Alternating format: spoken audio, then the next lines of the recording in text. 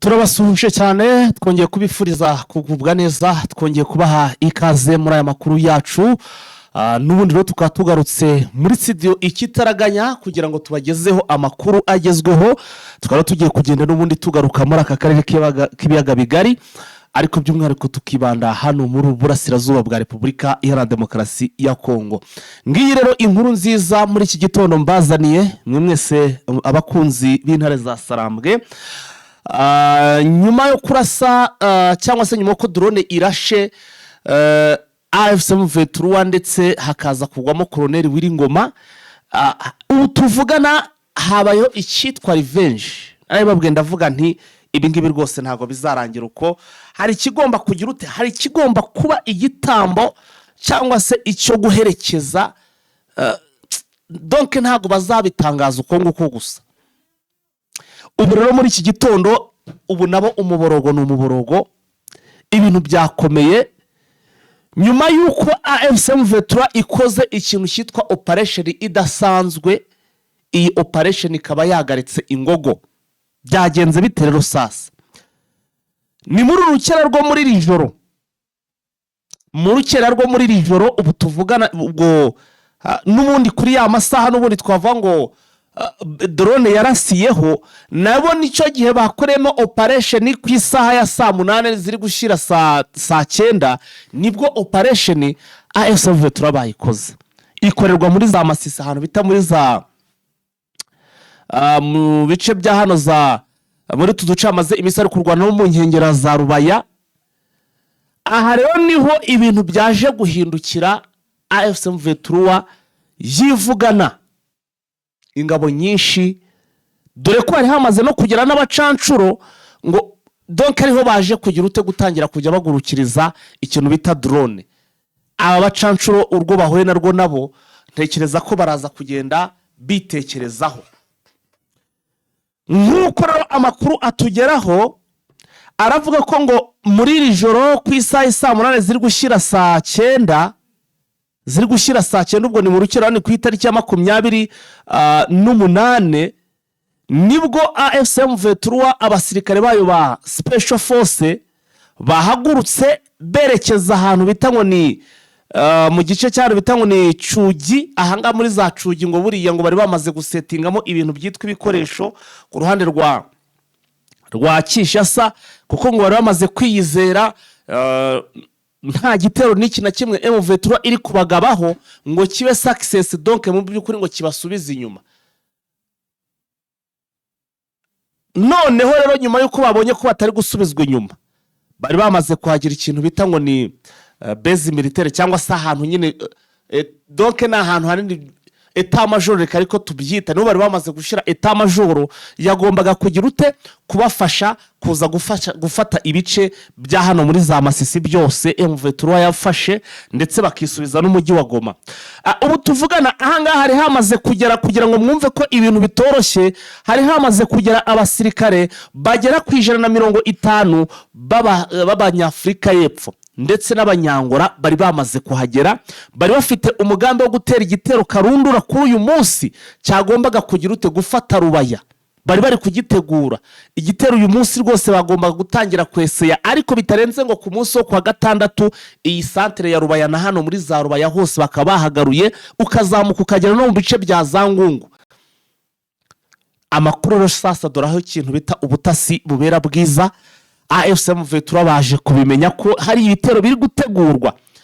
Irangije nayo iravuga iti gira so yitorwa indi na nyundi byara umuhungu. Iyi ni story my friend. Nababwiye n'urugamba rurakomeye nuko abantu mutari kubimenya hano muri za Masisi rwahiye rwanutse, wagera muri Side Kivu n'ibindi bindi twamamaze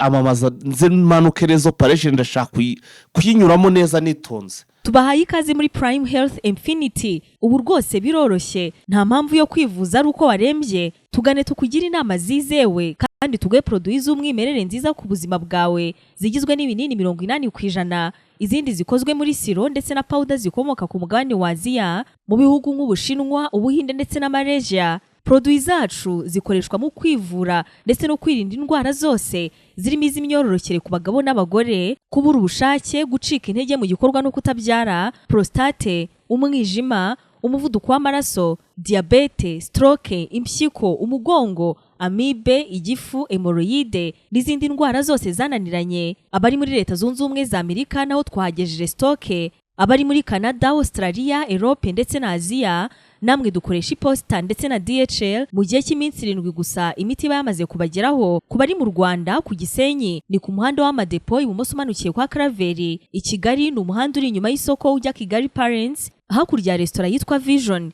Wanadusanga kandi Goma ni muri gare centrale Dogoma hafi ya Rompwe umuryango wa kabiri aho bisi zisohokera. Turabibutsa yuko Goma na Gisenyi twamaze kubagezaho massage kugira ngo dufashe abakeneye kinetherapy, imiti ndetse no kurwanya stress.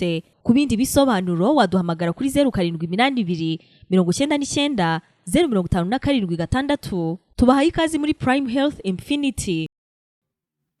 Hanyuma reka wenda mbanyuremo muri make uburyo ki iyi operation yakozwemo. Ni operation yakozwe na drone ariko nanone banakoresha hasi ku butaka. Niyo mpamvu ibitero bya iyi operation yaguyemo abasirikare batari bake kuri izi ngabo ziri kurwana ku ruhande rwa Kinshasa. Ni operation nkuko nambikomoje yatangiye ku isaha 8 ariko itangizwa na drone aho hari hamaze kuba hagera nyine ibirindiro bamaze kubaka icyo bita ngo ni commanding post ahangaha muri aka gace nari maze kubabwira. Hanyuma ariko iyi commanding post yabo ikaba yaririmo abasirikare b'abacancuro, ikaba yaririmo abasirikare b'abarundi, ikaba yaririmo ingabo za Afrika y'Epfo ndetse hamaze no kugera ingabo za Angola, tutibagiwe mu by'ukuri n'abasirikare ba FARDC mu babandi bitango nambahibu. Aba bose bari bahari bari muri iki kigo bari gutegura ibitero. Abacifu bari muri aho hantu bitango ni commanding post. Byaje kugenda bite rero sasa ngo M23 yabanje kugira ute, yabanje gushakisha abasirikare beza rwose ifite bitwa ngo n'aba special force bazwiho ikintu bita gukora umunigo. My friend, bamaze kwideployinga barakugenda bakuzengurukira hantu bita ngo ya commanding post yabo, ariko donc ni icyo kigo. Reka mvuge ngo icyo kigo kirimo commanding post. Irangije kubarangije kukizenguruka, ntabwo bakizengurutse ngo bakegere ngo babone bakora akazi nyine ku bimwe bisanzwe. Uyu munsi yo bari bahinduye strategy kuko izi ngabo bahanganye nazo zisigaye zarabimenye, zisigaye zirararira ziryamiye amajanja, zimwe zigashiraho n'ama-alarm ari sensor. Can you imagine? Basigaye besara alarm ngo ziri sensor ku buryo igitambutse irarira. Urumva rero kugira ngo zira operation zo kubegera wabasanze mu kigo zibeho biragoye. Aba bacancuro basigaye basetinga alarm ziri sensor ku buryo rwose igukubita itara rikubita ikikubona igahita itangira gutabaza. Aya ni amakuru mba nakwindane my friend. Kuri inshuro rero baje noneho bajya kure n'iki kigo barakigota ariko bakiba nko muri metero nka 500. Ikigo cya muri metero 300-500 gutyo abarimwo bafungira barakizenguruka kuko n'imbere yacu nko muri metero 50 gutyo kuzamura ahantu bari hari hatezwe, kiba gitezwe kizengurukijwe n'ikintu bita ibisasu. Ibi ngibi rwose n'ubwirinzi bari bashyizeho, bumvaga ko iki kigo cyabo gikomeye nta muntu n'umwe ushobora kukimeneramo. Ariko icyo batazi nuko hari umunyabazungu navuga ngo enemy with us, cyangwa se ngo umwanzi ba muri kumwe. Mu by'ukuri amakuru yose intare za Sarambwe zamaze kuzamura ikintu bita ubutasi. Amakuru yose bari bamaze kugira ute kumenya imyubakire y'iki kigo. Ikintu bakoze rero niki, bakuzamura ikintu bita drone muri ayo masana rimaze kubabwira hejuru. Bamaze kuyizamura igeze mu kirere, urumva bamaze kugota icyo kigo bari muri metero 300 gutyo zitarenga 500, bakizengurutse impande zose na zambunda zabo z'impande zose. Urabizera amabwi buryo ki special force yayo bimeze yifunze kuko baragukubita ukagira ngo kubiswe n'amabatayo. Barangije ikintu bahise bakora niki, drone yahise iza. Iyo ni ya mbere yahise iza barayijaminga. ngo ahangaha ku kigo bahise bayibona abacanshuro barayijaminga. Iya kabiri iraza nayo barayijaminga. Ubwo kuyijaminga ni ukuyibuza nyine, kuyibuza network. Bo barayibona ariko bakayibuza network. Noneho rero sasa AMF turabonye ko ibintu mu by'ukuri ahangaha hari ubwirinze ku bijyanye na air defense cyangwa se ku bijyanye no mu kirere. Ikintu wese bakorana kimwe, bahise gufatira imbunda nini. Ubwo urumva hari n'imbunda nini yari yamaze kugerayo. Bahise bagufatira imbunda nini, basinyara abasura babwira ati noneho sasa tugiye kuharasa, tugiye kuhagira itaka, tugiye kuhagira itaka, mwitegure mube maso ntimugire ikibazo. Asore no ba stand by class 1 barangije bagutungira y'imbunda nini ifite umututu munini rwose, yayindi irasa mu ntera ndende, yaharasha amakompora agera muri 80 ubudahumbya bya bindi bita ngo non stop. Amakompora arenga 80 nta guhagarika. Hubu abari barimo aho bose bate twatewe byakomeye. Abacanshuro so guhita batangira kwinjira mu modoka, bati iki gitero ni karahabutaka, batangira kwinaga amamodoka bari kugira ngo bahunge bafate inzira berekeze za Warikare. Abana hanze bari bamaze kurya kavana, babwe bari bamaze kurya ambiscade, ikigo cyose basa n'abamaze kukizenguruka. Sasa rero ikintu bita SPG zahise zibona akazi. Imodoka isohoka baturitsa tigitera ahubwo cyatugezemo. Babarashe abangabo bagera igihe baratagararana bakagwa muri ambiscade, barabarasa bababaza cyane, abandi bakabagwamo bakabafata amateko ari bazima. Abeshi babafataga ari bazima. Muri iki kigo n'uwakirokotse wabashiye kubaca muri humya kiruka, sinzi kari bwongere ashobora no kuba yamaze kuba umusazi. Amakuru dufite nuko muri abasirikare bafashwe harimo abacanshuro bagera kuri 6 bamaze gucakirwa amatekwa n'intare za Sarambwe. Abasirikare bahangora n'aba South Africa bo ntabwo ndamenya ngo bimeze bite, ariko nabo aho ngo bari bahari muri icyo kigo hari abari bamaze kuhagera bake, abandi bari mu mayira benda kuza kugira ngo bagire gute, kugira ngo bakomeze gutegura urugamba, kuko bari bihaye gahunda ko Rubaya iyi weekend igomba kuba iri mu maboko y'izingabo za guverinoma.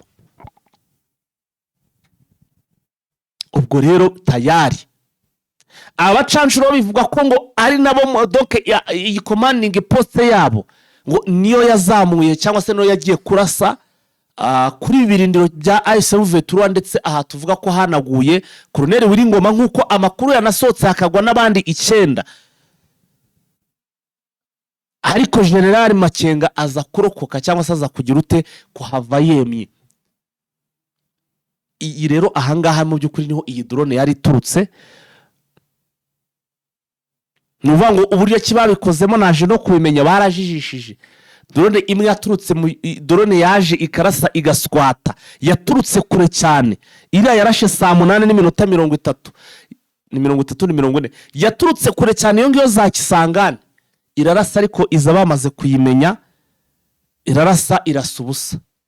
Iya kabiri rero yaje ku isaha ya saa 10 ari nayo navango yakoze aya mabara, yo yaje iturutse ahangaha hano muri za Masisi, yari yo mu bwoko bwa kamikaze. Ubu tuvugana rero nabo babonye icyo bita umujinya w'intare. Umujinya w'intare bawumvishe kuri uyu munsi cyangwa se muri urukerera, bumvishe icyo bita umujinya w'intare. Abenshi bafite batekwa bagomba kubazwa, ese ninde wabohereje?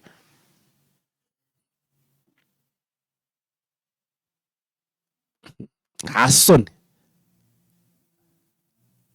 can imagine kababayeho. Reka rero tubanze tubabwire ko imirwano atari ahantu iri gusa, kuko nubwo turi kuvuga imirwano iri kubera aha hantu, reka manze nkubwire ko no mu bindi bice hari imirwano ndetse navango ikomeye iri kuba, cyane cyane hano imurenge, cyane cyane hano imurenge naho hari ibitero karahabutaka kuko ingabo z'abarundi ziri gukubitwa vibaya, ziri gukubitwa bimwe byo ku rwego rwo hejuru, ziri gukubitwa cyane, ndetse n'iza Angola nibo bihaye iyi axe. Mu makuru naje kumenya sasa, mureke mbakubite ikindi kintu bita ibanga, manze mbakubite ikiri kintu ibita inkuru y'ibanga, inkuru y'ubwino. Nongo ibi bihugu bigera kuri bibiri, igihugu cya Angola, igihugu cya Afrika y'Epfo, mu masezerano byagiranye na Tshisekedi. Donc mu byo bamaze kugenda bavugana muri ubu buryo bagiye kurwanamo, basa n'abamaze kwishyiraho ishiga rishyushye. Donc birahuriyeho umuriro ntazi ngo bazawukira bate. Angola yavuze ko ari igomba kuzagira uruhare mu kugaruza umujyi wa Bukavu. Bivuze ngo imirwano yo principale igomba kuba iri hehe? Hano muri Kivu y'Amajyepfo. Niyo mpamvu uri kumva irimo kurwana cyane hano muri Sud Kivu, igafatanya na Tanzania ndetse n'Abarundi. Hano muri Kivu y'Amajyaruguru, Afrika y'Epfo ngo barahazi cyane, ngo bamaze kuhasobanukirwa. Nibo bihaye gahunda ko ngo bagomba kugaruza umujyi wa Goma, ndetse ngo donc bihaye igihe kingana n'amezi ane yonyine ngo niyo bagomba kuba bamaze kugaruzamo uyu mujyi wa Goma. Ariko batangiye bari gukubitwa byo ku rwego rwo hejuru, ahaho rwose ntabwo nsinzi icyo kiri buze kuba. Aba basirikare ba Afrika y'Epfo agomba kuza bari kumwe n'ibindi bihugu hatagize igihinduka turi kugenda dutohoza, birimo ibihugu bagomba kuza bafatikanyije muri iyi ntambara. Murabizi ko ahangaha muri za Warikare Ababiligi barahari nk'abamiliseneri, Abafaransa barahari nk'abamiliseneri, Abafaransa, Abacancuro nabo barahari, Aba-FDLR barahari. Iki gihugu mbe ndetse kukivuga kindi kigiye kuza ntaramanza kukinonosora neza kugira ngo nze kubaha amakuru mu buryo bwuzuye yuzuye. Aba rero bayemeje rwose ko bagiye kugira ute, bagiye kugaruza uyu mujyi wa Goma. Urumva bamaze kwigabamo iki? Kwigabamo amatsinda y'uburyo ki bagomba kugaruzamo uyu mujyi. Ariko ibintu bibamereye nabi, bari gukubitwa byo ku rwego rwo hejuru, kuko nta no kurenga umutaro. Barimo barahanwa bro, barimo barahanwa byo ku rwego rwo hejuru. Ndimo ndagenda mbabwira uburyo ki iyo operation yagenzemo ikagwamo benshi, kuko ubu tuvugana umuborogo n'umuborogo. Aha nanjye ngo nguki, reka nze tubanze twakire Vincent ku murongo wa telefone. Nyuma ya Vincent mbe ndatohoza ndebe n'aya makuru, manze mbabwira abagenerali bafatiwe ahangaha ba FARDC ndetse n'abasirikare bakomeye bose. Waramutse neza Vincent? Museneza Paita. Urakomeye? Anakomeye. Ko numva morale ari nkeya Vincent? Niko bimeze iminsi morale igenda ikendera ariko iraza kugaruka. None Vincent, reka tugaruke rero sasa mu makuru mu buryo burambuye. Sasa ndagira ngo utugezeho uko byifashe muri iki gitondo, amwe mu makuru umanukanye cyangwa se utuzaniye akomeye cyane. Tubwire, drone ngo yishe Wiringoma, ngo ya doke ngo aho hantu haguye n'abandi bagera ku 9, ariko General Makenga we ararusimbuka. Nibyo amakuru dukesha intara makuru byabongereza bitwa Reuters. Yego, yatangaje nuko drone yarace rutonabiri y'ukona kumera Wiringoma yicamwe n'abantu benshi. Ati mirambe 9 niyo bashije kuboneka nkuko uka kubera ko hari abandi bari babikeka ko hari abandi bari bose bangutse babivu nkuko Reuters byandika.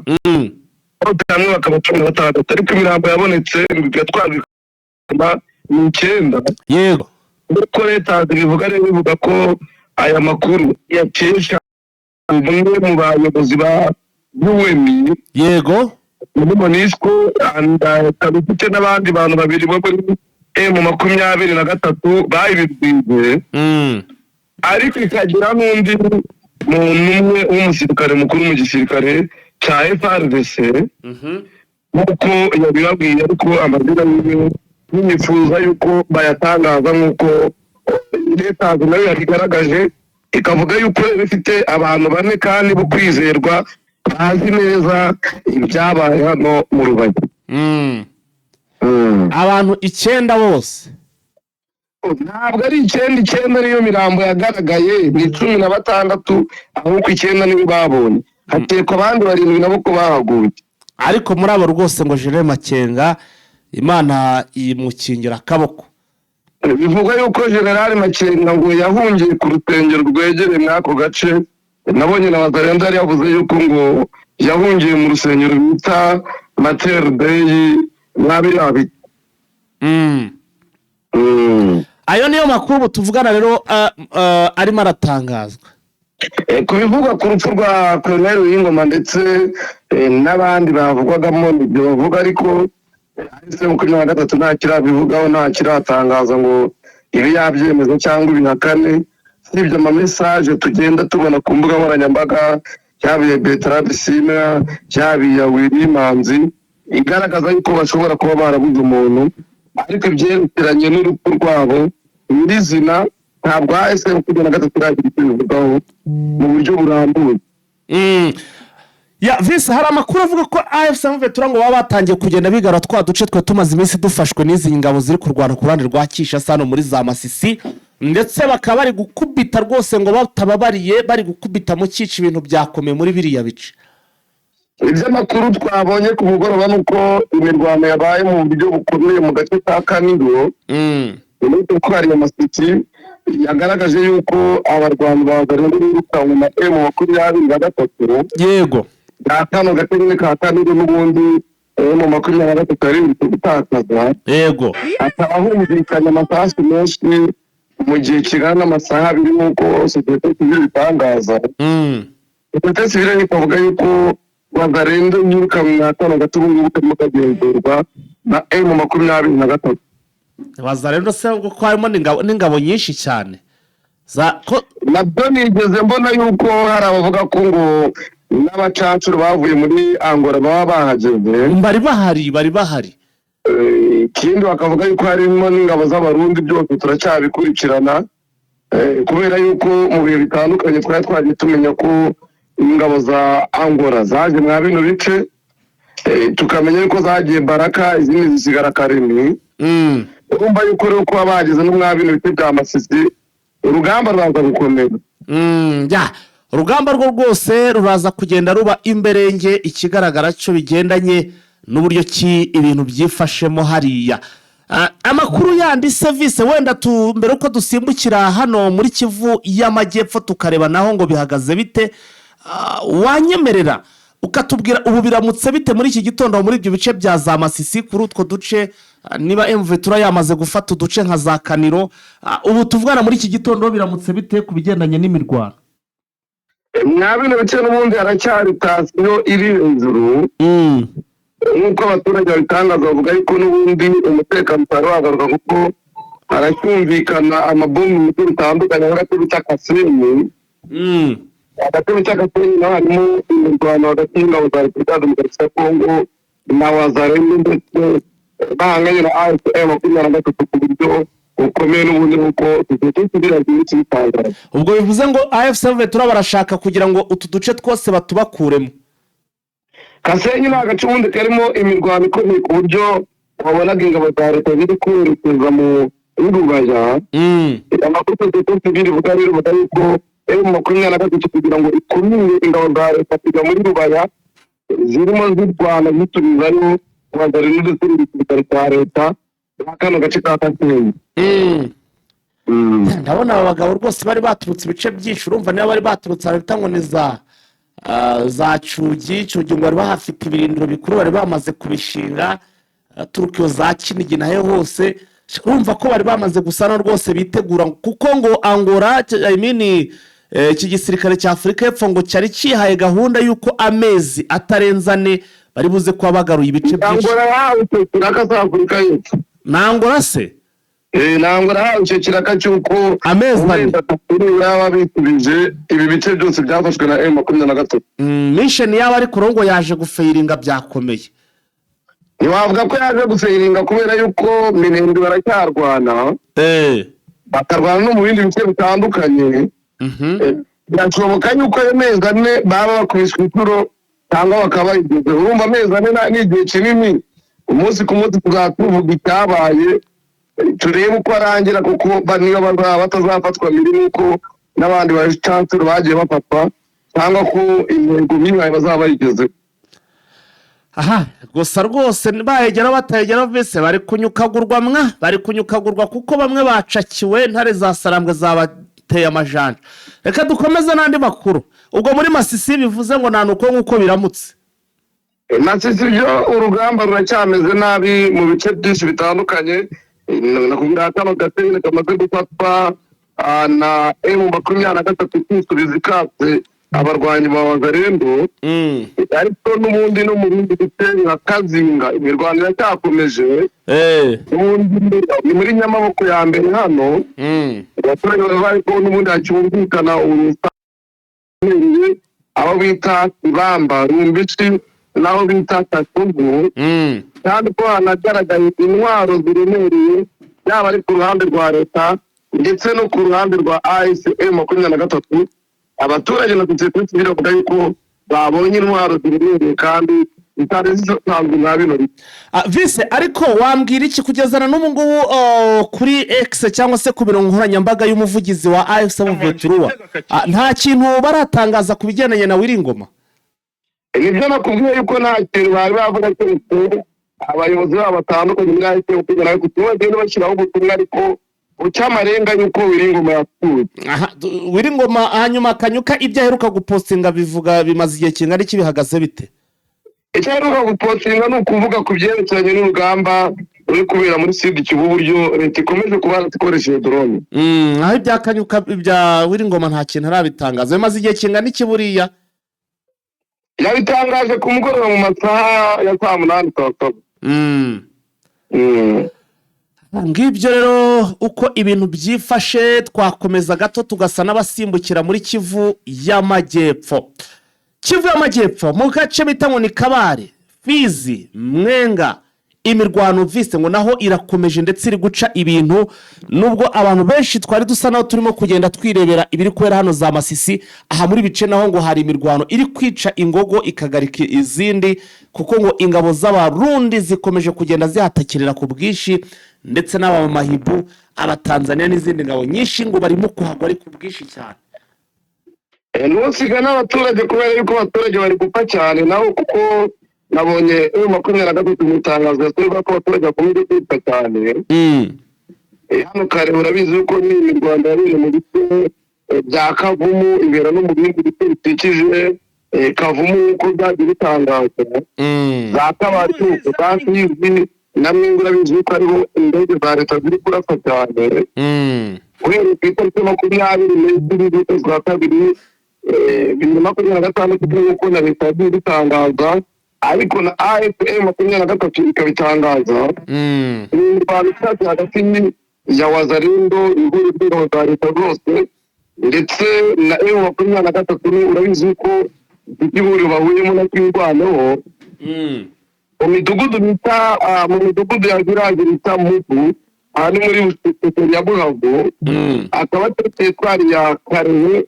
Imirwano nyine bavuga yuko bimeze nabi cyane mu gace bita Mahubezi, agace bita Ngoboke, agace bita Biwa, agace bita Katasomwa. Ibice byose ngo byumvikanamo intwaro ziremereye kandi ku mpande zombi, kandi barasana ku buryo bimara n'igihe. Niho andi makuru agaragaza ko 24 z'ukwezi kwa kabiri n'ubundi uyu mwaka hagaragaye ingabo nyinshi ndetse n'abaturage benshi bahungaga. Imirwano ikaba yarakaze naho kugera aho muri Bushavu ya mbere na Bushavu ya kabiri naho abaturage bavuye mu byabo kuko babonaga bimeze nabi. Abana bakiga amashuri yahagaritswe ndetse abenshi bakaba bari guhungira mu bice birimo umutekano kubera intambara.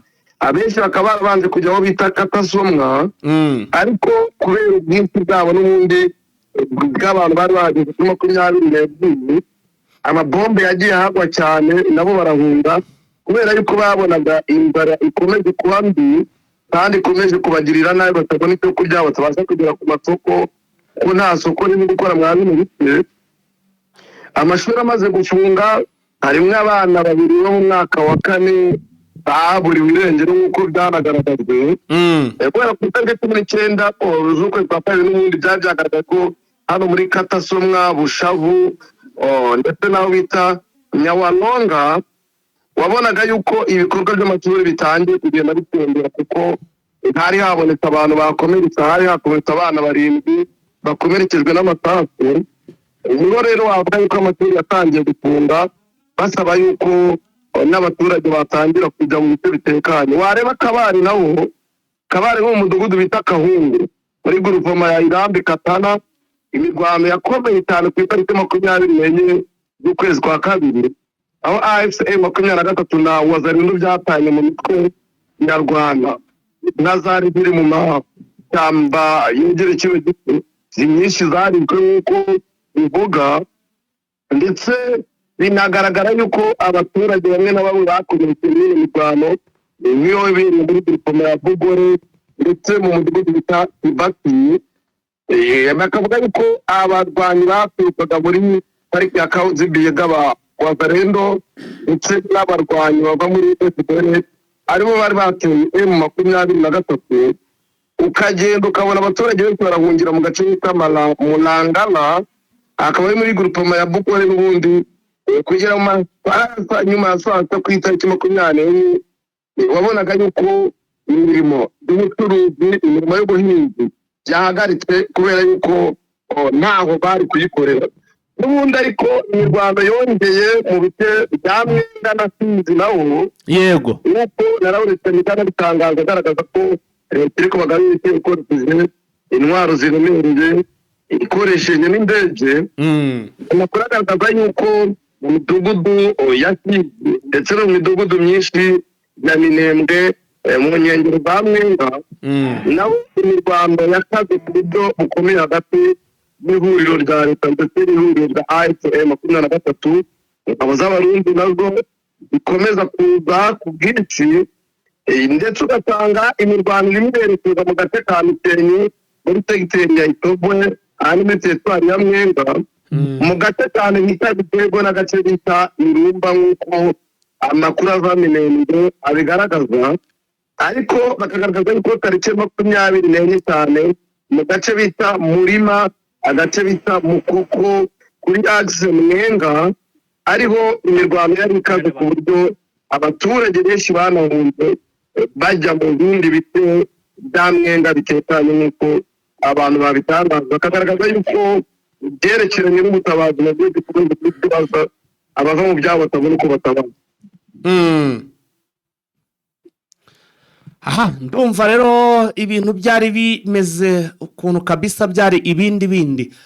Hanyuma Vincent rero tunyarukiriye muri iyi nkuru ya hano i Burundi ivuga ko ngo minisitiri yaje gufungura umupaka wa Kavimvira ku mugaragaro. Nahoze mbona rwose n'utuvideo turimo kugenda ducyaracyara tugaragaza ifungurwa ry'uyu mupaka, rwose akuraho ingufuri avuga ati noneho igihe kirageze kugira ngo abaturage batangire bifashishe uyu mupaka. Bimeze bite Vincent ibya hano za Kavimvira? Nibyo minisitiri w'intebe wungirije Shaban Rukaka abashinzwe n'ubutegetsi bw'igihugu nka kino gihugu cya Repubulika ya Demokarasi ya Kongo yaje kuvungura umupaka wa Kavimvira nyine usanzwe uzwi ku izina rya Gatumbuza, Bujumbura ndetse na Uvira. Awufungura akavuga yuko ari icyemezo bafashe kugira ngo babone uko bashyiraho ubuyobozi bwa leta kandi bahahirana n'igihugu cy'u Burundi. Nta magambo menshi yifuje kuvuga, icyavuze nuko ngo gahunda atari uko batuzaho ubuyobozi bwa leta mu bice inyeshyamba zirimo nk'uko yabivuze, kandi ko ngo bazajya bafungura imipaka bitewe n'uko babona umutekano w'iki gihugu. Ya tugezeho update Vincent, tugezeho update.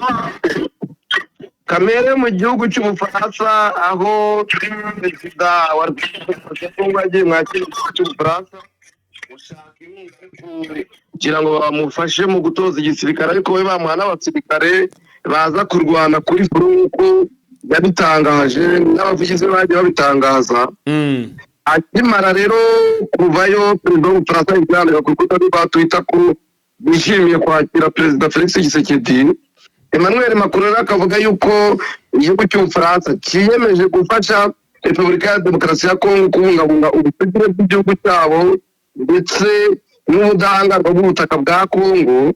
Akavuga yuko kandi bashyigikiye agahenge n'uburyo bwo kugacunga nk'uko yabivuze. Akavuga ko Ubufaransa n'igihugu bazafasha Kongo kugira ngo igere ku ntego zayo mu gushyiraho ubuyobozi buhamye ndetse no gucunga umutekano. Muri Uganda baravuga intambara ikaze mu nteko ishinga amategeko, aho bari kurwanira imyanya, harimo umwanya wa perezida w'inteko ishinga amategeko n'umwungirije. Ishyaka rya RRM niryo ryari rizwi ko rizabona imyanya kuba barangiza ubukandida bita Aitamango ndetse n'ubita Thomas Tayebya, ariko ubu bita Norbert Mao ndetse na Arioni Adria nabo binjiye mu bashaka izi ntebe. Imivu bagatangira bigaragara yuko yatangiye, aho abadashyigikiye RRM bavuga ko nabo bashaka imyanya. Mu mujyi wa Goma naho ku mugoroba w'ejo bakiriye General Charles na Kemba, akaba ari uyoboye delegasiyo ya ICGR ndetse na MONUSCO baje kureba iby'iyubahirizwa ry'agahenje w'uno mujyi n'uburyo byashyirwa mu bikorwa. MONUSCO nayo ikavuga yuko izakomeza gushyigikira ibi bikorwa byose by'uburyo agahenge kashyirwa mu bikorwa ndetse n'uburyo kacungwa nk'uko byatangajwe na MONUSCO ku rubuga rwabo rwa Twitter. Mu Rwanda naho Olivier Nduhungira akaba yavugaga yuko atumva uburyo General Tenge akidegenda nyuma y'imvugo n'urwango zagaragaye, aho yagaragaje yuko abo mu bwoko bw'Abatutsi badakwiye gukingiranwa n'abandi banyekongo. Ariko Nduhungira akaba ati kugera isaha atari yaba atangira kubibazwa, ni ikibazo gikomeye kandi kibangamiye ituze rya rubanda. Umutwe wa FM23 nawo wongeye kwikoma mu muryango mpuzamahanga ushinja kutagira icyo ukora ku bitero bikomeye uvuga ko ukomeje kugabwaho n'ingabo za Repubulika ya Demokarasi ya Kongo, ariko mu gihe wowe ufata icyemezo cyo kwirwanaho uhita wamagarirwa kure. Akaba ari ibyagaragajwe na Bertrand Bisimwa. None Kivu naho haragaragazwa uburyo hakwiye kubaho ubufatanye bwa leta ndetse n'inzego zose mu kurwanya ADF, aho bagaragaje ko guhera muri 2014 abasirikare ba FARDC bagera mu 2600 bishwe n'uyu mutwe, abasivile 12750 bishwe n'uno mutwe, abandi bantu bagera mu 2577 bagakomeretswa, abantu 3096 nabo bakaburirwa irengero nk'uko sosiyete sivile yabitangaje. General Jacques Charigonza rero chef d'état major ajuwe waruri mwabire bice bita Ituri yatangaje ko bagiye gukomeza gukora ibishoboka byose kugira ngo bashakishe abarwanyi ba ADF kandi babacimege. Numva nagushimira bwana Faita, tukaza gusubira mu yandi makuru. Yes, Vice, reka rwose urakoze cyane, reka natwe tugushimire rwose ku bwa update uba wagejeje ku badukurikiye. Ubwo rwose andi makuru turaza kugenda tuyagarukaho. Nguko rero update zacu zo muri iki gitondo murumva ko ibintu nuko bimeze, ibitero karahabutaka bikomeje kugenda biba. Hanyuma ni nako rwose inkuru ziri kugenda zikosohoka bigi mu buryo bugiye butandukanye zivuga ariko ku bitero byabaye n'imirwano iri kuba kuri uyu munsi ndetse no ku munsi w'ejo. Uro byose turakomeza kugenda tubakurikiranira. We icyo usabwa nta kindi ni kwa kundi nukunkandira kuri subscribe rwose ugakanda no kunzogera, ubundi nkuru zacu zazajya zihagera ukazajya nawe uba mu wa mbere mu kubona iyi nkuru zikihagera. Mwakoze kubana natwe rero, turabakunda cyane. Yari umuhungu wanyu Faita ndetse na Vincent kubanga bw'ibyuma Rufagi, rwose byari bimeze fresh cha.